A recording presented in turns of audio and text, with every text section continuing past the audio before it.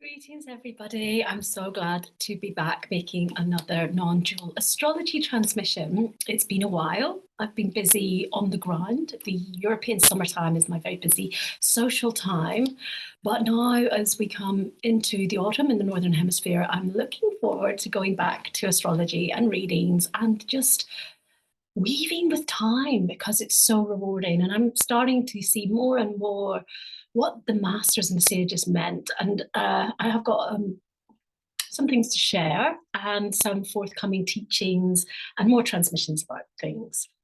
For now, I'm going to make a little transmission because of something I picked up that was happening only on a non-dual astrology front that shows the potency of some of the following days that we're coming into. And if you're watching this later on than the specific dates I'm talking about, there are some themes that are going to be riding through that I'm talking about until January 2023.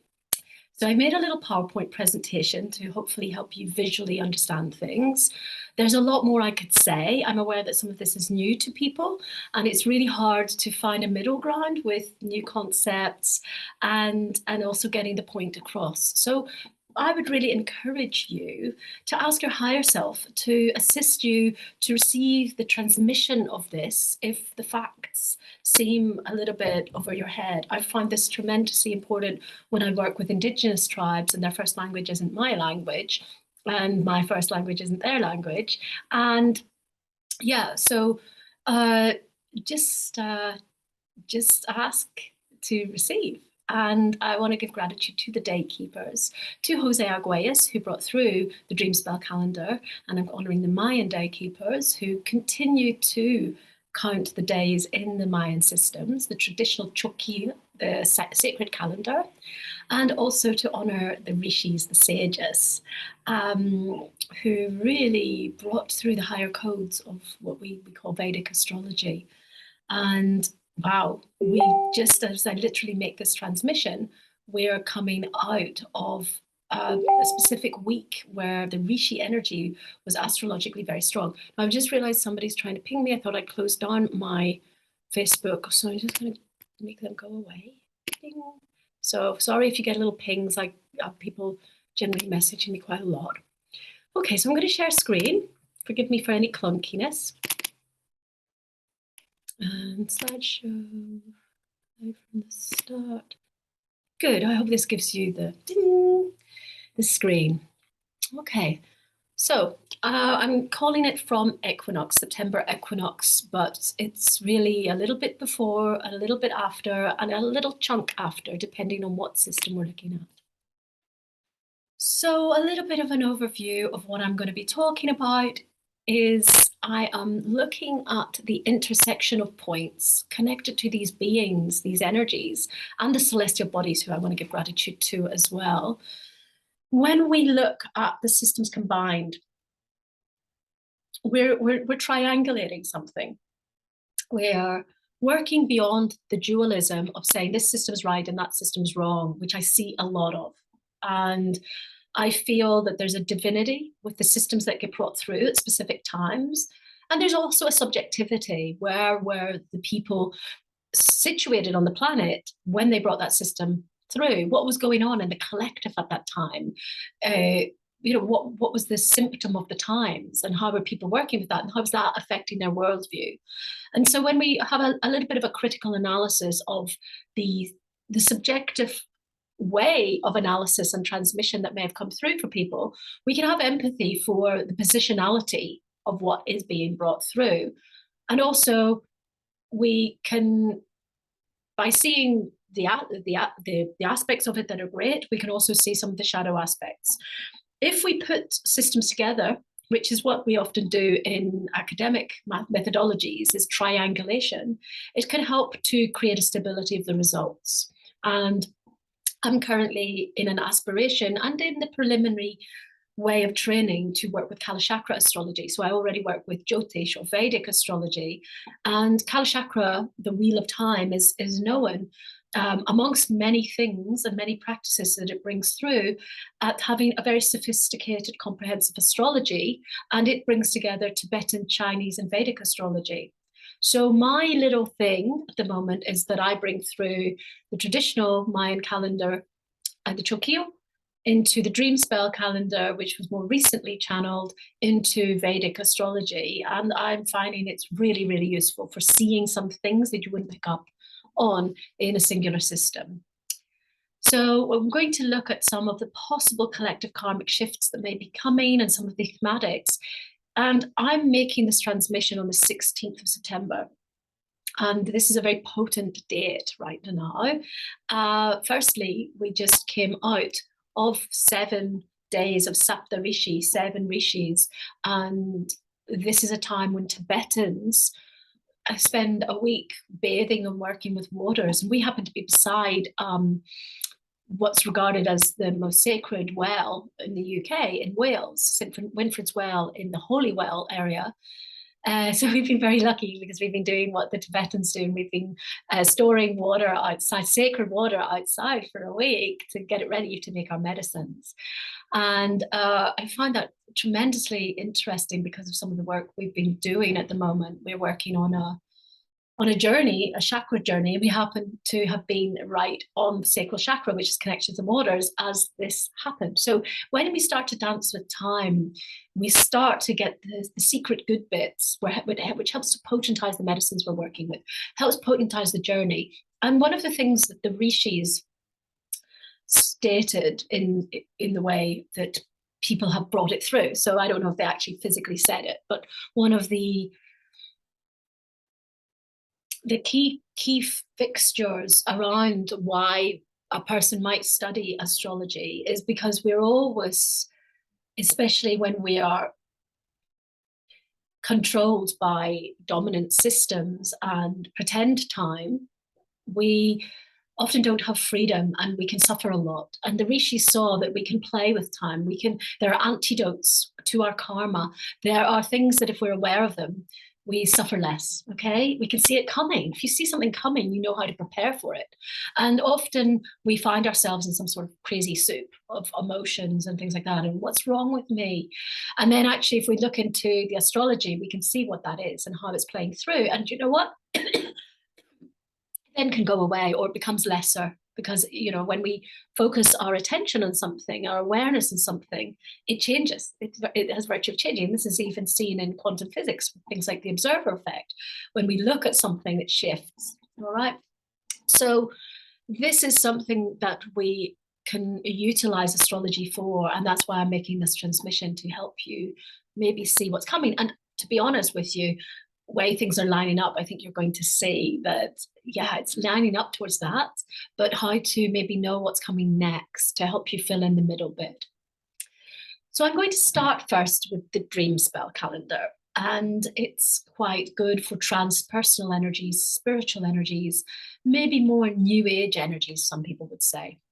And without going into great depth about it, we go into 13-day cycles with a particular theme called wave spells. And yesterday, was it yesterday? I lose track of time, sorry. Not yesterday, yeah, maybe yesterday, sorry, I've been like in a vortex. So very recently, we've entered into the galactic mirror, okay? Or so not the galactic mirror, the mirror wave spell. And this is a big one for people helping us bring up our stuff that we need to work with, and sacred mirroring with people. It can be a very good time to embrace one-to-one healing therapies, things like that. A lot of people who mirror energy work in therapeutic settings or with tantra or sacred sexuality or listening therapies, things like that, right? So there could be a lot coming up in the mirror that is in front of us. And actually today we are here, 121. And yesterday was yellow electric sun. So it's a very strong activation of transcendental energy. And today is very much coming into like a new primordial soup, okay? Dragon energy. And dragons are very connected to higher earth states and a dreamy, pre-thought, pre-cognitive state, okay? But what's even more interesting is you will see this formation here that's doing something. So these are all the days that we move through. And these days here, we just finished a series of 10 days, and then we had a little break. And these 10 days were called galactic activation portals, okay? And this is a fractal, this shape. Each day, which has a galactic activation portal energy, has a sign that looks like that, aligned with it. And it's a microcosmic energy, as everything is. And therefore, this is representative of many things simultaneously. This is representative of the Kundalini. So this is a Kundalini of space and time, but obviously it's anchoring with our own inner epigenetic wisdom, which is also seen within this story, and also seen as our own energetics, our Kundalini. So particularly these gap activation portal days, and as you see, we're going to have another 10 pretty soon. These are seen as very powerful times to do quantum work, to work with our family line, ancestral healing, things like that. And yeah, often I will see people who've been born in a galactic activation portal day, and they often know they're here to clean something for the family line. All right. But we all benefit from those days, whether or not you're born in one, because they're going to happen every 260 days. We're going to have this Kundalini thing kicking off. So more about this Kundalini thing is that in many of the high teachings, we're here. One of the circuits is the moon, one is the sun, one is masculine, one is feminine. And we're here to balance the energies of those. And we hear a lot of this, balancing your yin and your yang, balancing the masculine and feminine within. And therefore, we're also constantly in an interchange with that, with those who present themselves as masculine and feminine, no matter what body type they're in. And we all have a dance of those two between us. And we all have to work through our imbalances of that to become more realized. In the center is the Sushumna, or the Avaduti, if you're speaking in Tibetan terms. And this central channel is a huge portal, okay? And when a person's Kundalini is activated, when it's rising and falling appropriately, enough work has been done on the left and the right circuits that the central channel is becoming the multidimensional portal that it is. And there are many things that can take place with the energy traveling up and down the Sushumna, the central channel. If a person is dying, the energies come from their chakras, they start to dissolve. Energies dissolve from different chakras into the Sushumna. And then finally, they dissolve from the heart. The heart is the last portal to go as the person's leaving their body.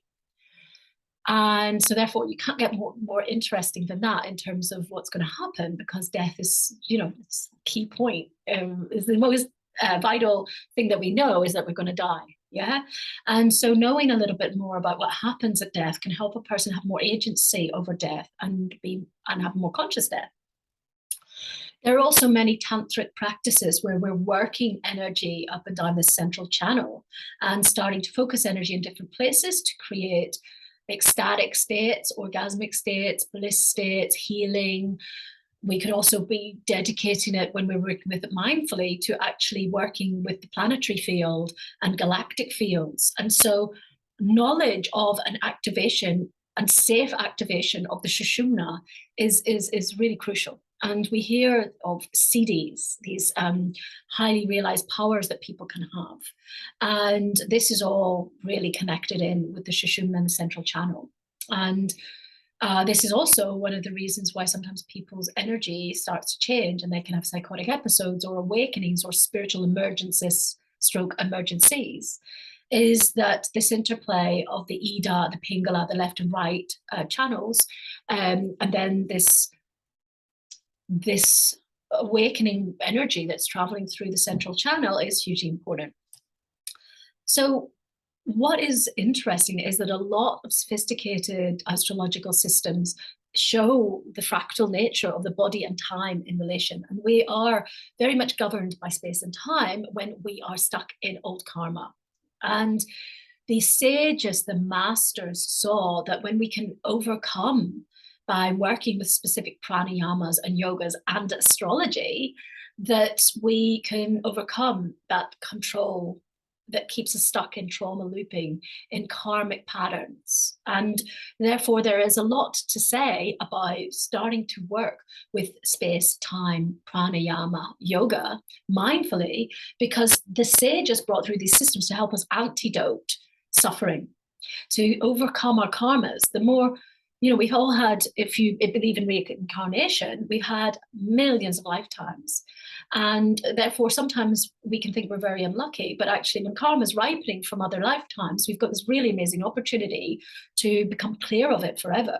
So if we look at it more like a warrior and feel, I'm going to meet this head on and I've got the tools, think how realized we can become. And we are in a massive quickening and a massive shift as more and more people's technology, their body technology and their karmic propensities shift, and people are having these awakenings because actually the conditions for us to move through this very quickly and effectively, and to do that to assist other people as a collective field, is increasing hugely. Yay! So we just entered the Sushumna, the Avaduti, the central channel. So I wanted to share about this because if you're aware that we're in this is like a melting pot. Some yogis in Tibet work with an inner fire energy called tumo, a special, mostly pranayama practice, but it's yogic. And pranayama is yoga, but some people don't know that. They work with cultivating an inner fire energy and being able to harness amazing energies through the central channel. And this is becoming more and more known in other countries outside of Tibet.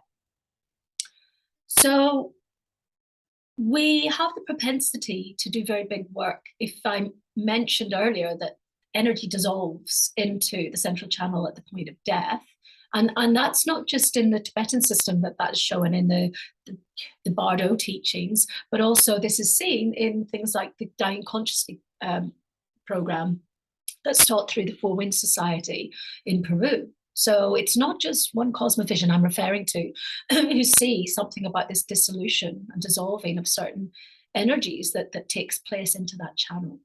And when people are working with tantric lovemaking, they're often working harnessing the central channel. Okay. So we can really realize that we are at a point of existence that takes us to another gateway when we think about what the Sushumna is on a microcosmic, macrocosmic level.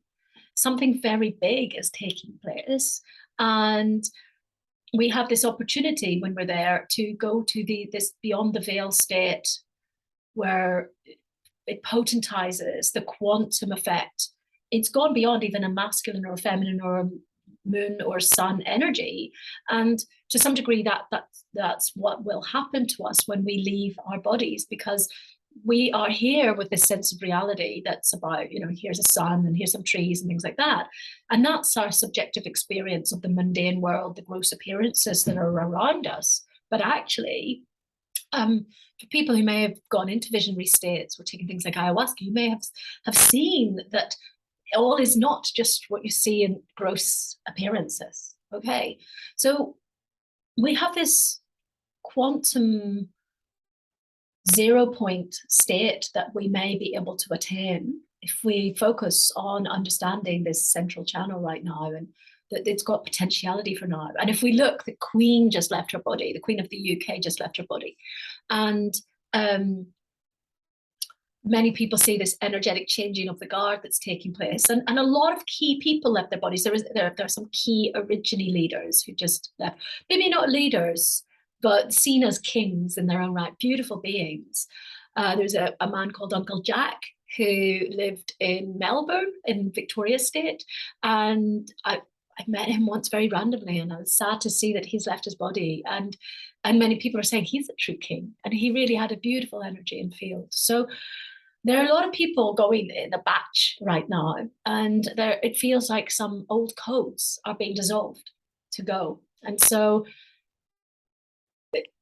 energetically, we can expect that some things are dissolving now in this And there will be a personal and a collective aspect to that, because we're all connected to that time space in this way, but there's also how that's aligning with celestial bodies. And this is why when we look at it in the non-dual astrology way, we suddenly say, wow, how these systems actually work concurrently, and people are not picking up on this. So what stood out for me was this day here, 130. That's the exact central point. Well, these are two central points, and we go from white cosmic dog to blue magnetic monkey. And that's the 25th into the 26th. So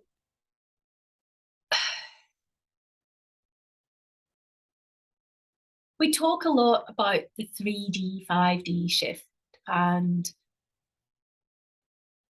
I guess 3D for many people means the material world. And what is governing our relationship to the material world is often the ego, okay? And our sense of individuality and identity, which we need in order to find the place that we're fitting in for things. But also, it's if we over-identify with things like the ego, we actually find it hard to come into a sense of oneness. And this is where a lot of cosmologies will talk about dualism and duality, self and other. And there's a sense of this dawning of the age of Aquarius, or the golden age, or the new earth that people are talking about. And we hear a lot of people talking about love and light, but often people struggle with actually staying in a state where they really are in oneness with everything around them. And I feel that in terms of the journey that we're on, this is a bit of a challenge. And on a microcosmic level, within our body circuitry, we have guruntis, we have these knots that are in our energetic body that are like karmic knots that each of us has been born with and that are there to overcome. And so there's a gurunti that's preventing energy often from permanently rising and falling, and from people actually truly entering the heart and higher dimensionality, because also the chakras align with dimensions. So we see a lot of spiritual narcissism and things like that, because people can feel like, oh, I feel like love, I feel this oneness. And then actually they go off into just their me. It's all about my material wealth and gain and how good I look and stuff that's actually very much the lower chakras. And this can be something that takes place with Kundalini rising and falling, is that people can tap into some of these Siddhic awarenesses, but sometimes they go back down to where their true development stage is. And so we can see people who think they're really highly realized, but actually are abusing people of the opposite gender or of any gender, it doesn't really matter. And we see this kind of wonky guru thing that steps out with people who saying they've got these high realizations, and that's actually usually because the CDs are actually just residing in the sacral chakra, and so there's still an amount of money lust, physical lust, sexual lust, wrong relationship to death, and ego stuff. I think I said ego stuff. So it's relationship to death, the ego, the material, and sex. Those still stay a little bit impure, let's just say. So what is white cosmic dog? That day being a center point, and it's like a journey into blue magnetic monkey. Dog energy is very much about love and loyalty. It's the heart. It's the heart. And number 13 is the cosmic number. It's the high spiritual number within this system. It's as high as you get. So it's got a real spiritual energy to it. It's not just mundane. And dog energy is often a lot about finding our tribe, our pack, the pack animals, finding soul tribe. But on the shadow side, it can be stuck in addictive tendencies, codependencies, things like that. Okay, and maybe even hanging around with the wrong people and being a bit of a like a mat that people walk over, a doormat. So that's something to bear in mind about cosmic dog energy, but it's really harnessing a lot of love energy. And so as we come into the center point, if we work on things like pranayama and yoga and really meditate on shift into a deeper collective consciousness, this 3D, that is the solar plexus, can move more up to the throat, which is 5D, and 4D is in the middle, okay? And I give talks about fourth dimensional into fifth dimensional consciousness and their connection to the chakras, but that's in different teachings. So we come into the day after, we come into the beginning of the monkey wave spell, which is very much about inner child and magic and weaving of time. So there's a possibility of freeing ourselves from time-based karma, and well, all karma is really time-based, and these lower libidinal energies, if we have awareness of it. And there will be a lightening of the load. So this day, as we get into the center point, if we can really come into a higher vibration of love and plan love for planet, love for Gaia, love for the mother, this sacred, magical, creative monkey being in us that has a lot more joy can be birthed. And I think that sometimes joy is missing because people are not on their true Dharma path, or they're caught up in the wrong sort of pursuits, or hanging around with the wrong tribe, things like that. Many, many reasons. And I'm sure you could all find some for yourselves. So the day of the white cosmic dog is really potent for doing really deep healing, because you're going to a 0 point, to a central point on this axis to clean, to upgrade. And if you fuel love in the right way, you will actually enter into a higher gateway.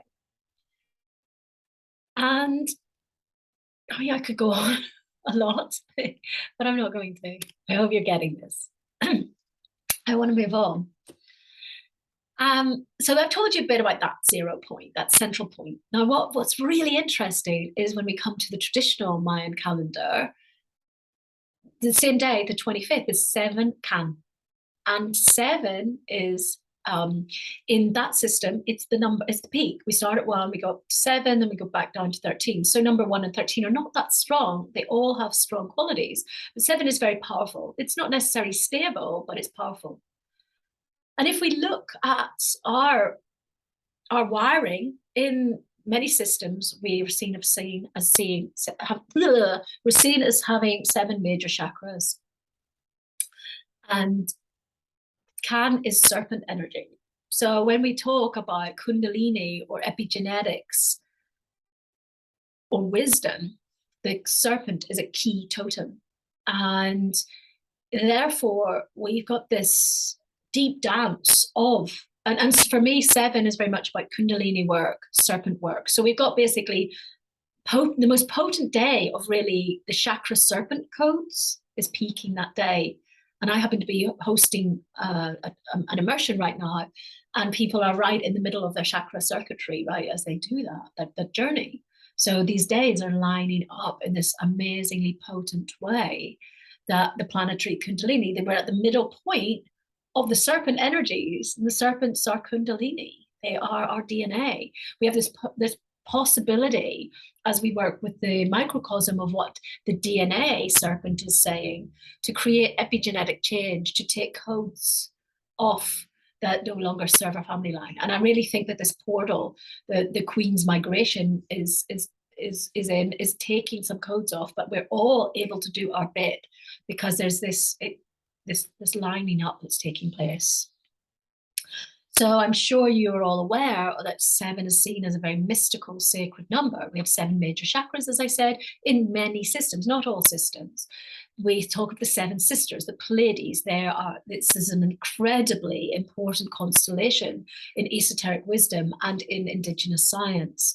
We have what is seen 7 rays of creation, and these line up with the colors of the rainbow, and also with the chakras and different ascended master energies and healing energies that can be associated with each. And this goes back to many ancient wisdom schools.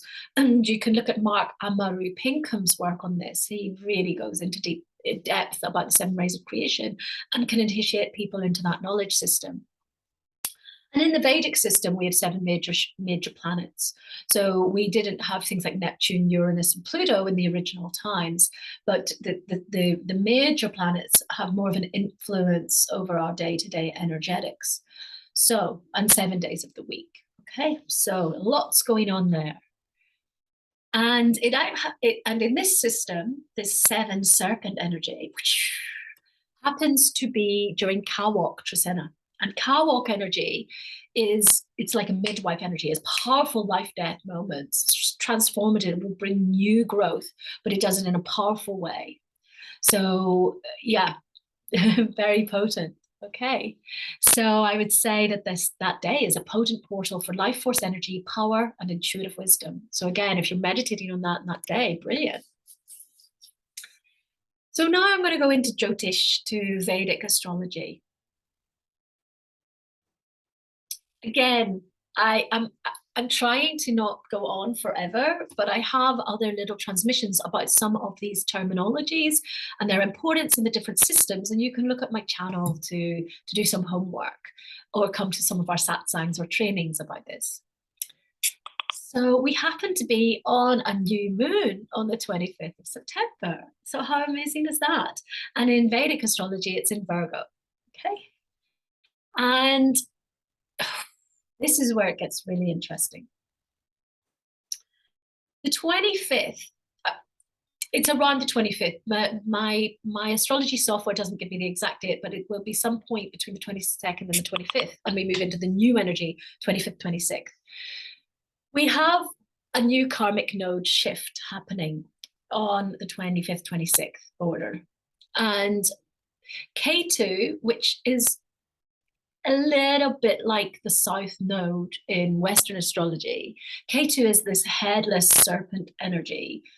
K2 is representative of the past and past teachings, past life stuff that we brought in, but there needs a little bit of a twist to get the full here and now contemporary meaning of it.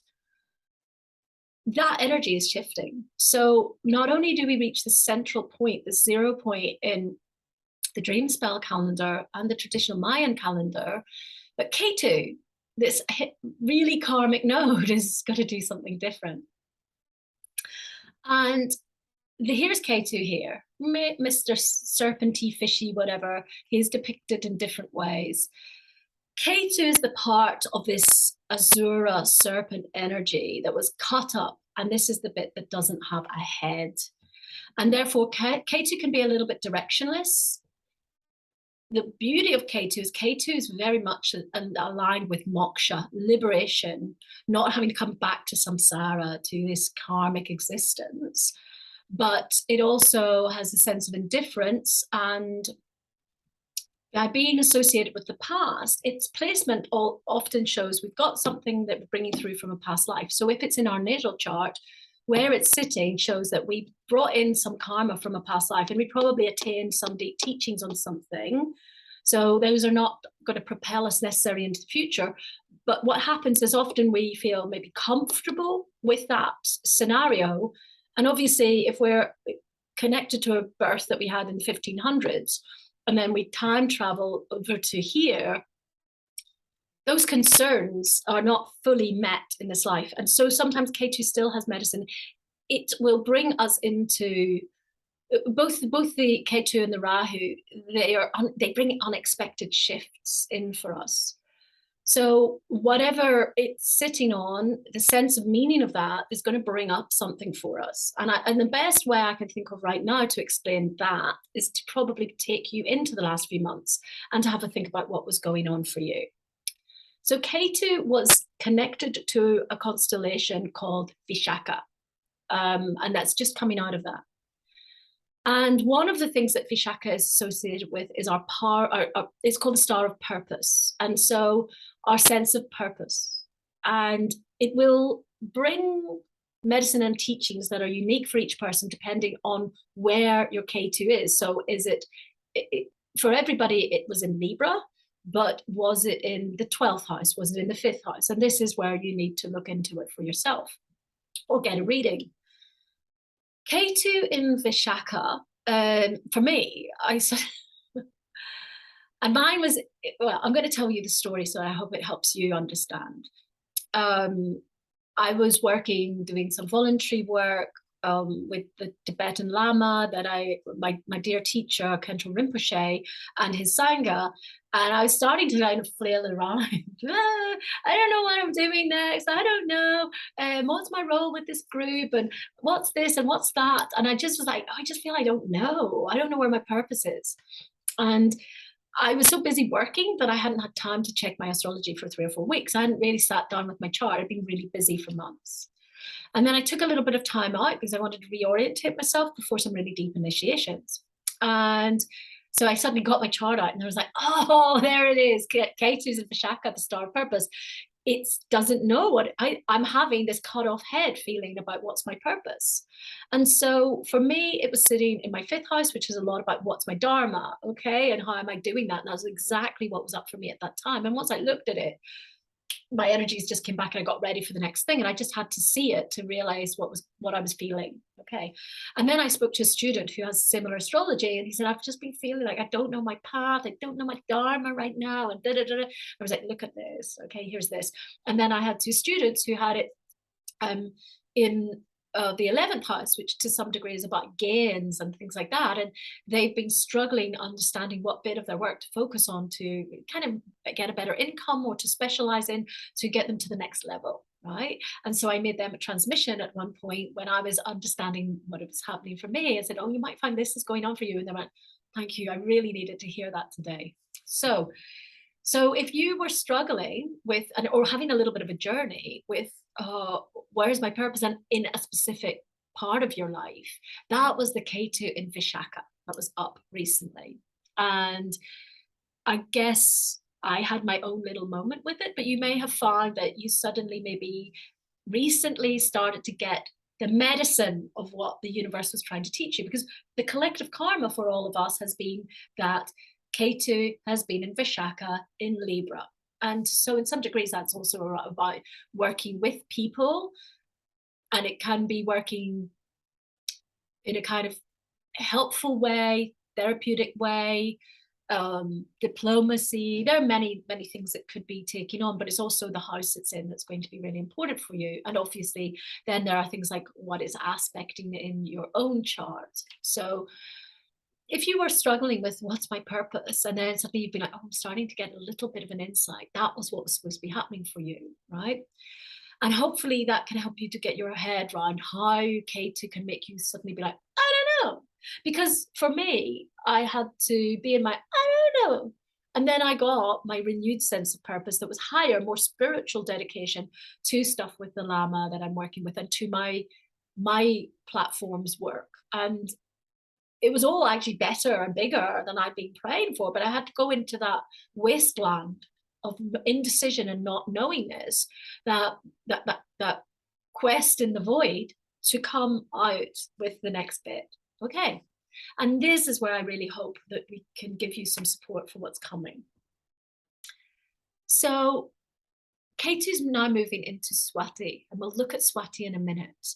And interestingly, with Swati being in Libra and the way the zodiac is set out, Libra is the middle point of the zodiac, and Swati is the middle nakshatra of the 27 nakshatras. We normally look at it as having 27. Swati is right in the middle.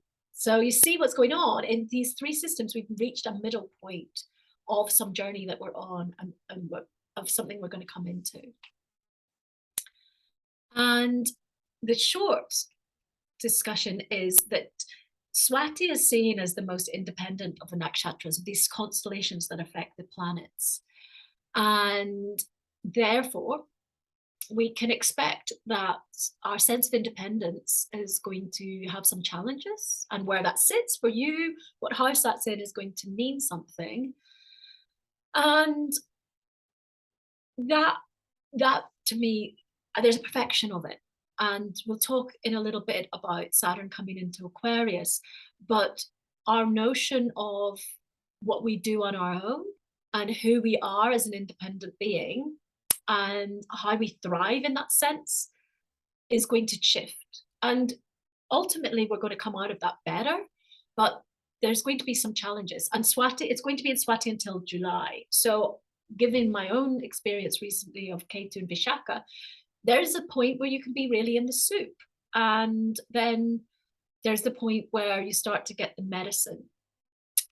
So I think that a lot of our concept of self and the I is up in question. And if we look at what's happening in the Kundalini,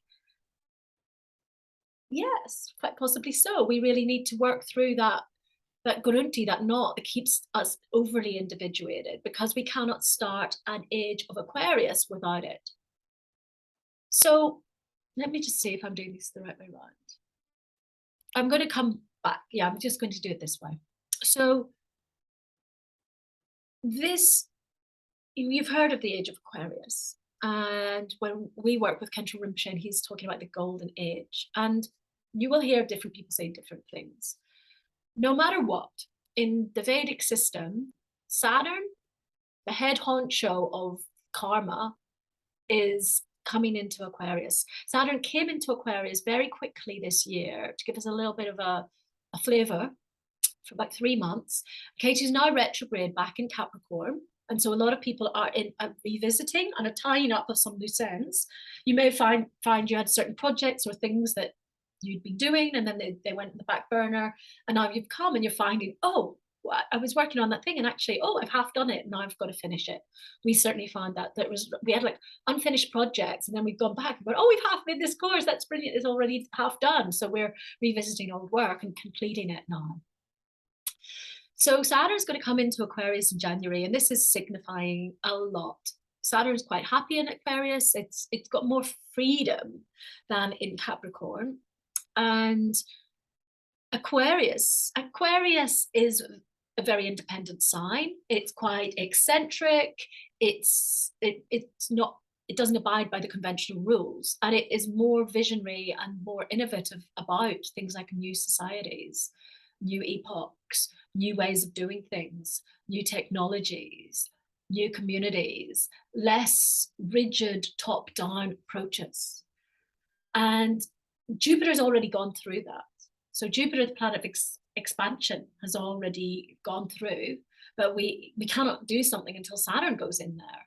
So Saturn's coming in, and where Saturn is sitting in your chart, which house it is and how it's aspecting other planets and other things, is going to be really, really important for everybody.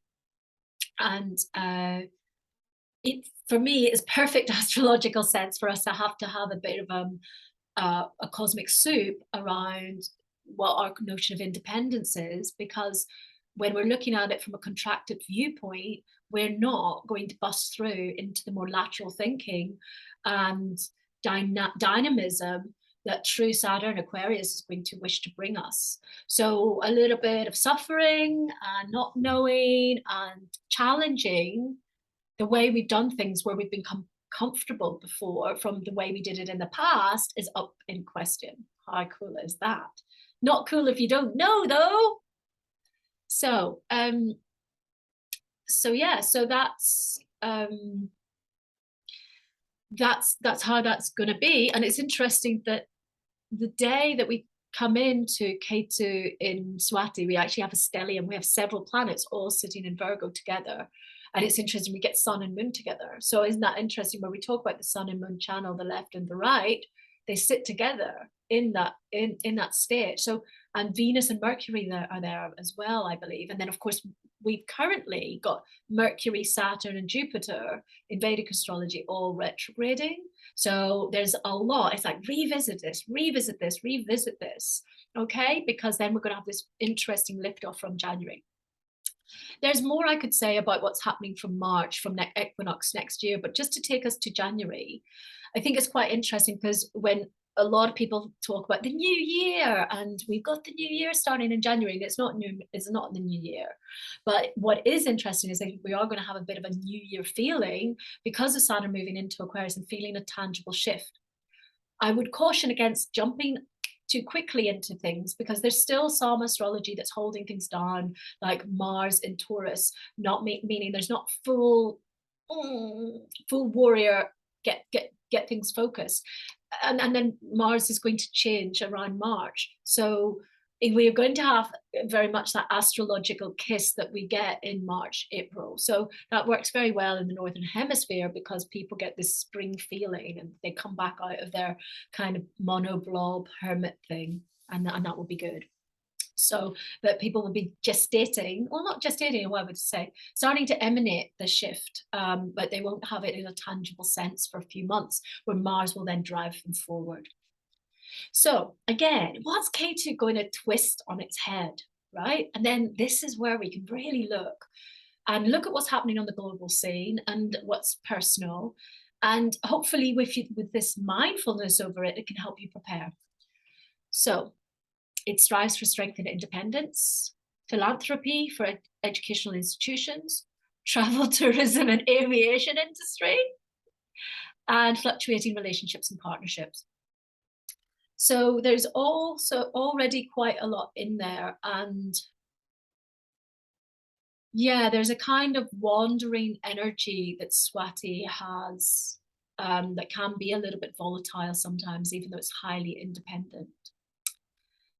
So let's look at travel and aviation. And I think it's very clear to everybody that there's a shift going on in how we travel and the crazy fairs. And whether or not we believe in conspiracy theories and things, a lot of what people are saying is, people don't want us to travel so much anymore. I think energetically, a lot of us don't want to travel so much. And I also think that in order to set up the Aquarian societies, we've had this magical, super digital global epoch, but sustainability of projects usually means we have to anchor our energies in one or two places. If it's not a grounded approach. It's not practical often to just flit around, kissing people in the cheek for 3 days and then leaving, then going to conferences and swanning around. I think that day's over. And I think COVID really helped people to realize you can work from home, you can work online, Zoom can solve many problems. We do still need physical meetups and cross-pollinators in our ecosystems, but actually, it's shifting.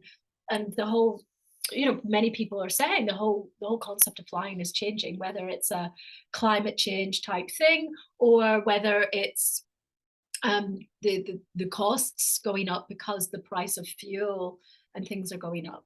So anyway, we can see that there's pressure already being applied to that, and we're going to have a rethink on that and rethink on how we work with that and how we maintain our independence without maybe always jumping on a plane or traveling, and what that looks like.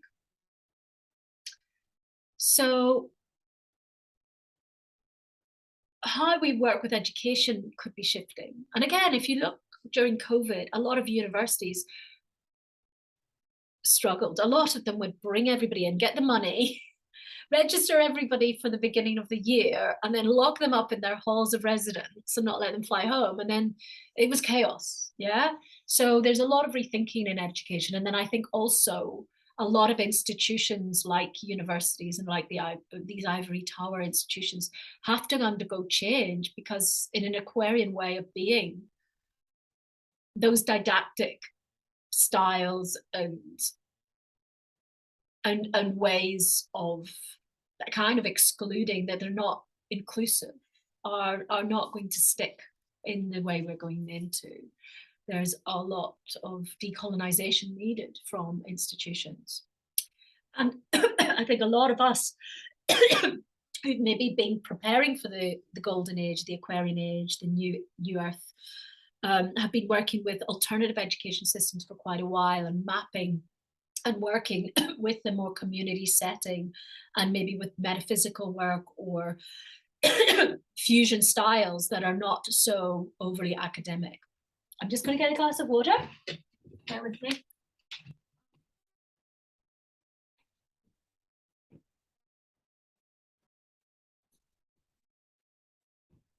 Okay. So, Swati also has quite a lot within it about marketing, promoting ways of sharing oneself and one's offerings. And it's also can have a lot about independence of finances and things like this. We have a lot of people talking about this concept of smart cities and doing away with money. cryptocurrencies, things like that. So we're in a big shift of global economics and global finance systems. And I guess there's several ways we can look at this. We do not know how K2 will deliver its medicine, and it can be different for each person, again, depending on the placement. On a pessimistic level, depending on if you like being a robot zombie or not, we are the smart city kind of idea doesn't sound very appealing to Aquarian age sort of people. But on the other hand, and so some people could say that that could be K2 could be bringing in those systems. But I think also for those of us who are more in an alternative way of looking and working with new frameworks, we have the possibility, you say, that the head will get cut off of those other systems if we want, or the space at least will be created for our independent way of looking as a networked approach, hopefully, to come into play. So I'm always into being optimistic. I think that the universe really has our back. And yeah, we have to suffer a little bit sometimes and move through things.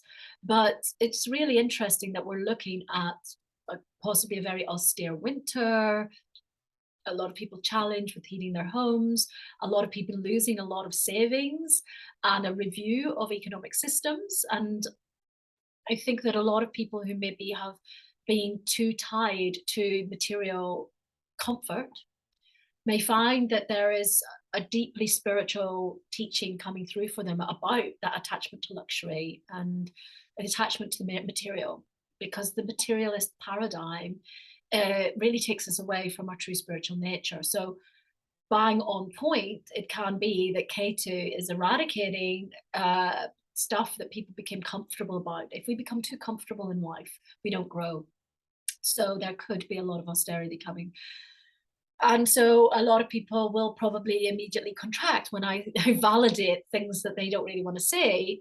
But I ultimately want to say that these are the things that make us stronger. Ultimately, when we leave our body, we don't take anything with us apart from the dissolving energy into the central channel.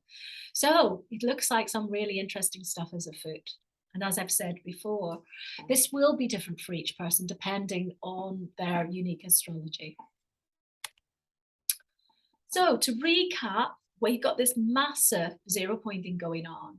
And this is on the 25th, the seventh serpent, the cosmic dog into the blue monkey, massive, and then Swati. All three of these are the central points they're the central point on a coding level of very huge things.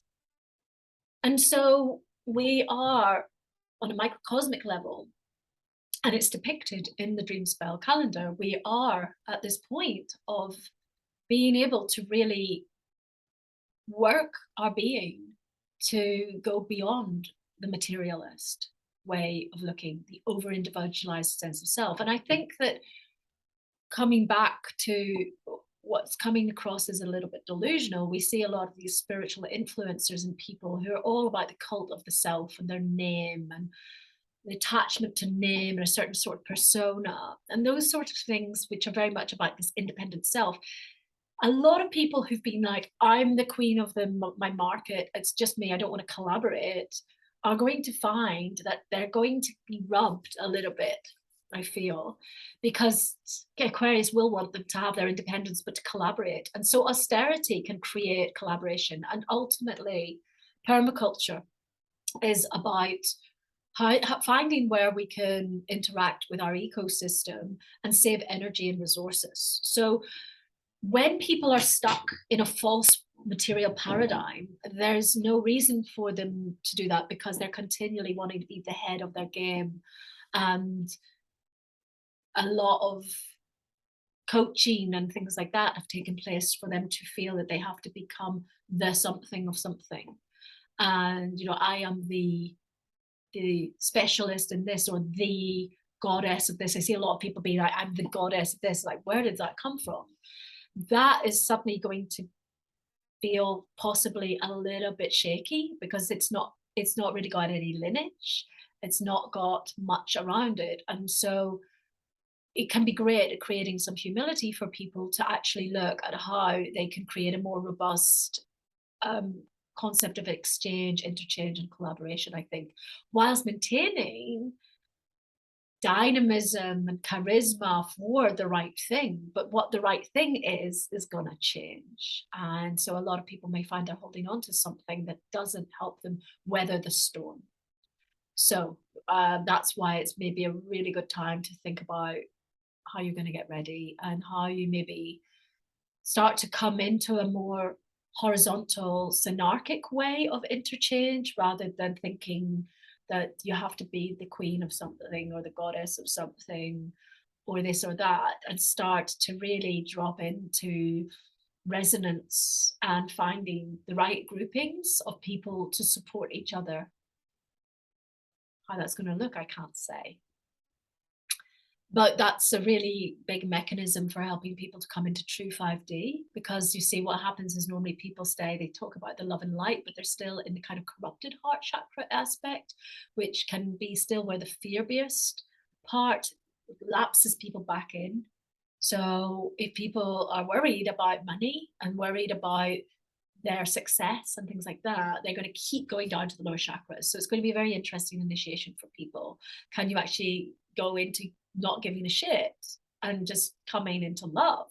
Because after all, it's beyond a price, it's beyond an income. So yeah, it can be a little bit of a time where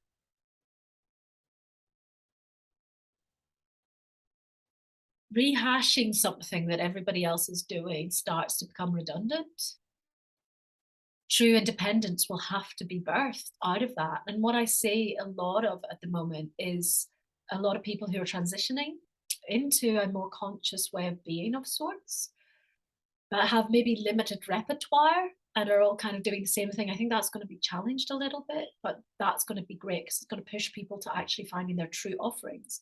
My advice would be for everybody to spend more time with their ecosystem and to start giving back to nature first and foremost, because nature will start to give you the tools and the awareness as to where you're really to go. But if you're only ever taking, you'll end up in your own one-way street and you won't be in a closed loop system with your surroundings. Ultimately, you can do things like finding out your karma and your dharma and looking at the position of your nodes and other parts of your reading to find out where this is going to affect you, to start to realize that you're going to have some deep growth and deep teachings about this. So it's definitely good to be prepared this time.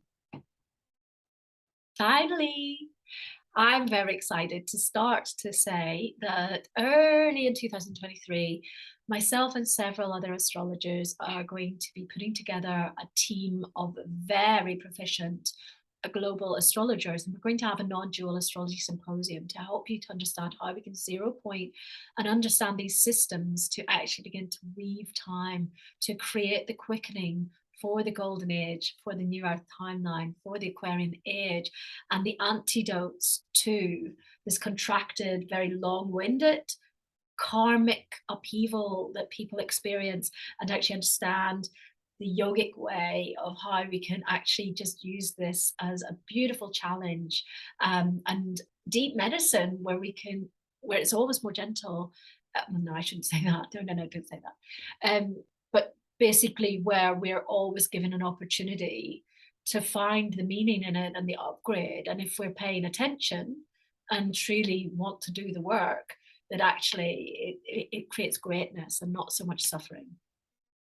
So if you want to find more about our offerings, then if you want to message us via our website, Dharma Stars, you can. And from November, I'm going to be starting to give non-dual astrology readings. These could be a really great way over the winter, if you're in the global north, to get ready and to know how things will work for you. So I hope that was helpful. Thank you for bearing with me. It's been a while since I've done one of these, so forgive my slightly rusty style of delivery, but it's good to connect and to share this. Gratitude to the Rishis, to the celestial bodies, the day keepers, and Jose Arguelles. Gracias, gracias, gracias. Bye. Ciao, ciao.